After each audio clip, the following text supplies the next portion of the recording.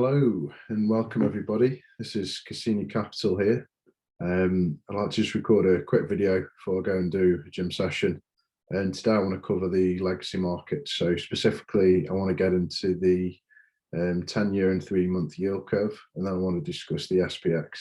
So let's share the screen. Let's get into it. Right, so there's been some developments here in the, like I say, the 10-year, 3-month Treasury yield spread, or the yield curve. So for those who don't know what that is, let's just go over it here. So the 10-year, 3-month Treasury yield spread is the difference between the 10-year Treasury rate and the 3-month Treasury rate. This spread is widely used as a gauge to study the yield curve. So a 10-year, 3-month Treasury spread that approaches zero is known as a flattening yield curve. Furthermore, a negative 10-year, 3-month spread has historically been viewed as a precursor or predictor for a recessionary period. So if we have a look at the results here, so we've just gone negative. I think that was today or maybe the last few days. So that's pretty significant because it's used as a predictor for a recessionary period. Now, whilst we're on this topic, I just want to go on back on Twitter, and you'll see here a post from Pentoshi.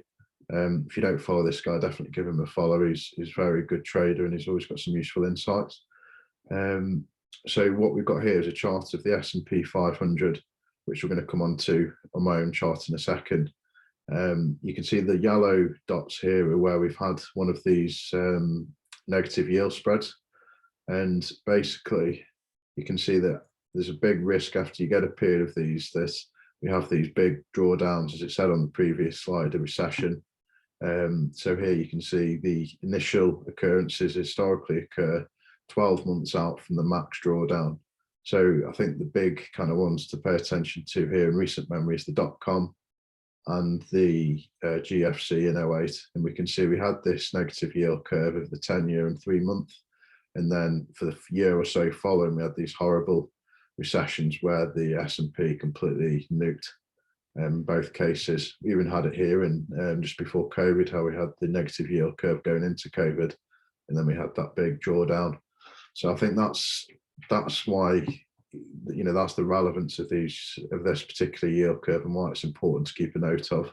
Obviously, there were other times when it flashed and nothing seemed to happen, but let's look at the S&P and see if we can see any similarities to anything like this. So what I've got here is a chart of the S&P. And there's a few things I've plotted that I want you to sort of take note of. So it's the monthly chart.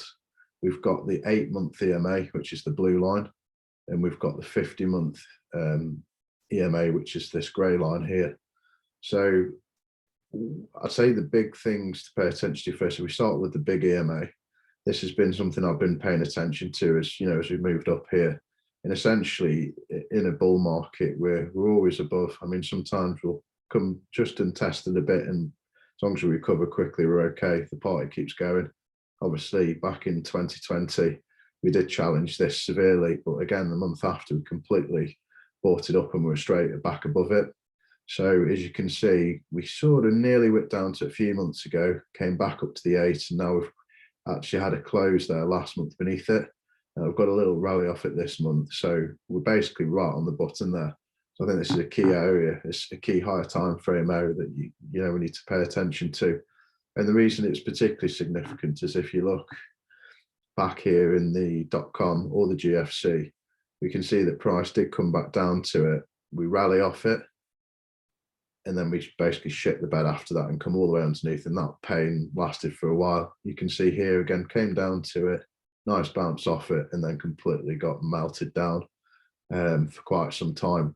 And again, that would be consistent with the yield curve that I just showed you. So the yield curve signal has gone flattened to the point where now the spread is negative, which is a pre-recession cursor. We've got the S&P right on this really important higher time frame moving average, or exponential moving average. So it's really an important time to pay attention here. The other moving average is the 8-month, which you can see how important this is. So again, in a bull market, we tend to hug it really nicely. Occasionally we'll lose it, but then it should get bought back up. Again, we lose it, but it gets bought back up. So you can see since wherever we are there, sort of April time, we've lost that. And ever since, it's acted as a resistance, which is exactly what it did back in the .com, it did back in the GFC. You can actually see there were hardly any closes above it. And if it ever did get a slight close above, it was straight back down the following month. Same again here, no closes above really. Anything that slightly closed above it was whacked straight back down.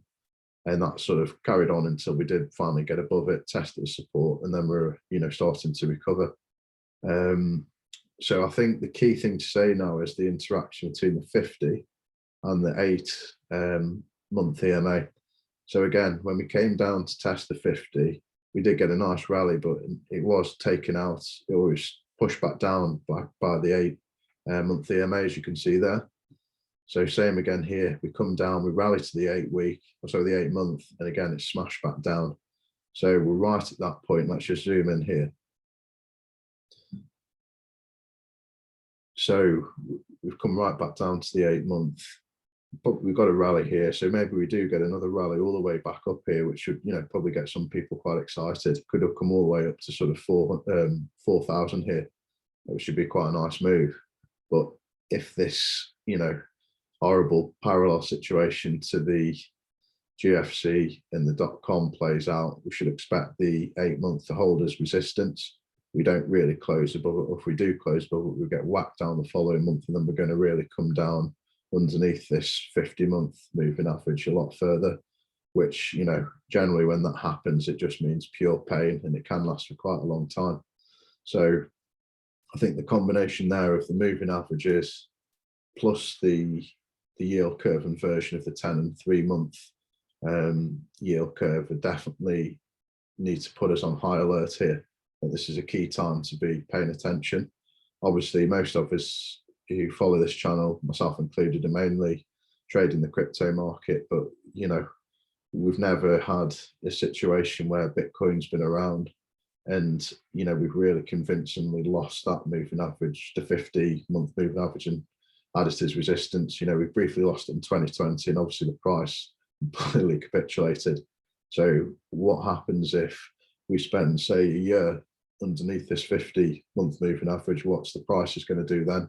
What's the price of Bitcoin going to be like? What the price of the alts going to be like? These are questions that we don't really know the answer to, but I mean, my base case would be they're going to get absolutely wrecked if this happened. So, maybe that's wrong. Maybe, the narrative changes where, the capital's got to go somewhere. At the minute, the capital's flowing to the dollar.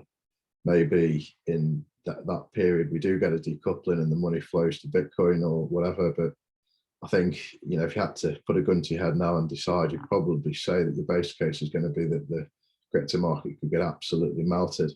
But, don't forget here, we're talking higher time frames, and I'm, in the shorter time frame of the next month or two, or even 3 months. Traditionally when we've come down to this moving average, we tend to get a rally back to the 8-month, and that period can last 1, 2, 3 sort of months. Same back here, it was 1, 2, 3, 4 months before getting back underneath it. So could really take us till about Christmas, where we could get, a little rally over the next few months back up here to the, around 4,000. And then around Christmas time or into the new year, then we really do start to fall. So I think something that we've got to keep a really close eye on, pay attention, because things can get exciting when the market starts moving up. We don't want to be complacent. We want to be keeping an eye on these key higher time frame moving averages, because at the minute, as we said the other day with my video on momentum, at the minute there's clearly bearish momentum. There's no bullish momentum here. So until we get back above these important moving averages and hold them as support, I think we need to be certainly cautious about being bullish in the stock market.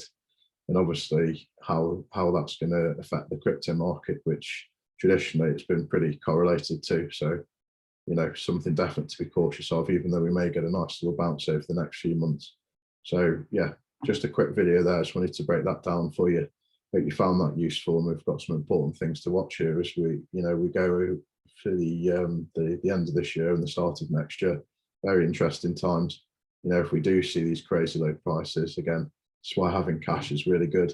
And there's going to be a fire sale basically, which is really, from a value point of view, where you can really clear up and make some money, over the long term going forward. Right, okay guys, that's all I wanted to share with you today. So hope you found it useful. Give the video a like, give us a comment as well. Let's get a discussion going about it.